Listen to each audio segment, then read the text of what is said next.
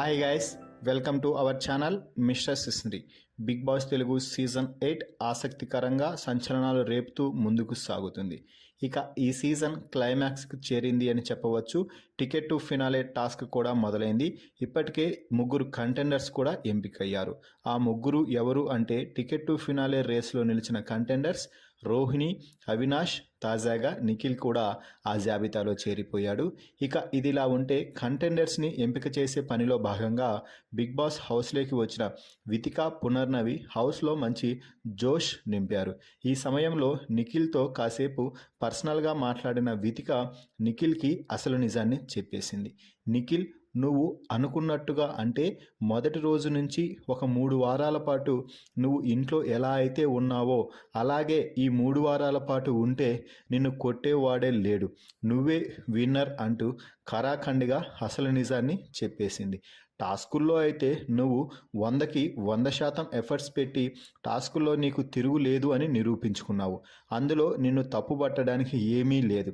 కానీ మాటలు మాట్లాడేటప్పుడు మాత్రం నువ్వు కొంచెం సేఫ్ గేమ్ ఆడుతున్నావేమో అని అనిపిస్తుంది. ఒక్కొక్కరి దగ్గర ఒక్కొక్కరి మాట చెప్తున్నావు. సో ఈ ఇంట్లో ఎవరు అందరితో మంచివారు అని అనిపించుకోలేం.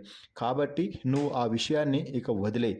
అలాగే మరో మాట ఏమిటి అంటే, ముఖ్యంగా అందరితో ఒకేసారి మాట్లాడు, ఒకటే చెప్పు. ఎవరి దగ్గర వారి మాటలు, ఇంకొకరి మాటలు అస్సలు చెప్పొద్దు. అలాగే ఈ ఇంట్లో లేని వారి గురించి అస్సలు మాట్లాడి నువ్వు ఎమోషనల్ అవ్వకు అంటూ కావ్య గురించి చాలా క్లారిటీగా అర్థమయ్యేలాగా చెప్పింది. బయటకు వచ్చిన తర్వాత మన ప్రాబ్లమ్స్ని ఎలాగైనా సాల్వ్ చేసుకోవచ్చు.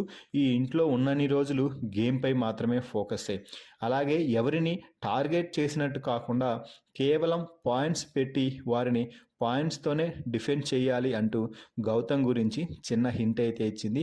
ఇతరులు అదే పాయింట్ పైన చెప్పారు కదా అని నువ్వు కూడా అదే పాయింట్ చెప్తే అక్కడ నీ స్పెషాలిటీ ఏముంటుంది? నువ్వు టైటిల్ గెలవాలి అంటే నీలో ఏదో ఒక స్పెషాలిటీ ఉండాలి కదా, దాన్ని బయటకు తీ.